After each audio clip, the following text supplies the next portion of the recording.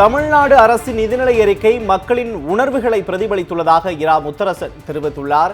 இந்திய கம்யூனிஸ்ட் கட்சியின் மாநில செயலாளர் முத்தரசன் வெளியிட்டுள்ள அறிக்கையில், கடந்த 4 ஆண்டுகளாக நடைமுறைப்படுத்தி வரும் மகளிர் உரிமை தொகை, கல்வி உதவித்தொகை உள்ளிட்ட சமூக நலத்திட்டங்களை விரிவுபடுத்தி பரவலாக்குவதில் நிதிநிலை அறிக்கை கூடுதல் கவனம் செலுத்தியுள்ளதாக தெரிவித்துள்ளார்.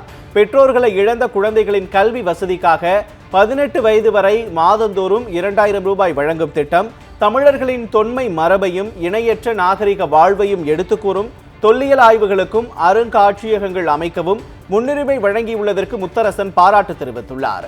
ஒன்றிய அரசு மாநில அரசுக்கு வழங்க வேண்டிய நிதியை நிறுத்தி வைத்து தனது கொள்கையை ஏற்க வேண்டும் என நிர்பந்தித்து வரும் நிலையிலும், இருமொழி கொள்கையில் உறுதி காட்டி வருவதும் வருவாய் பற்றாக்குறையை குறைத்திருப்பதும் பாராட்டி வரவேற்கத்தக்கது என்று தெரிவித்துள்ளார்.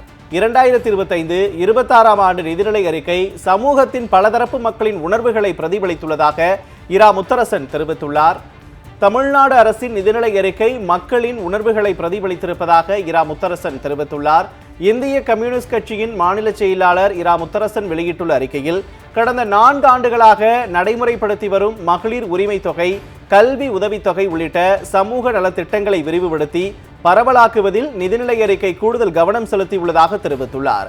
பெற்றோர்களை இழந்த குழந்தைகளின் கல்வி வசதிக்காக 18 வயது வரை மாதந்தோறும் 2000 ரூபாய் வழங்கும் திட்டம், தமிழர்களின் தொன்மை மரபையும் இணையற்ற நாகரிக வாழ்வையும் எடுத்துக்கூறும் தொல்லியல் ஆய்வுகளுக்கும் அருங்காட்சியகங்கள் அமைக்கவும் முன்னுரிமை வழங்கியுள்ளதற்கு முத்தரசன் பாராட்டு தெரிவித்துள்ளார்.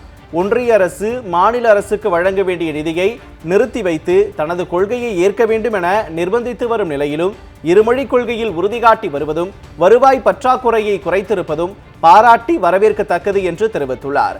2025-26 ஆண்டு நிதிநிலை அறிக்கை சமூகத்தின் பலதரப்பு மக்களின் உணர்வுகளை பிரதிபலித்துள்ளதாக இரா முத்தரசன் தெரிவித்துள்ளார்.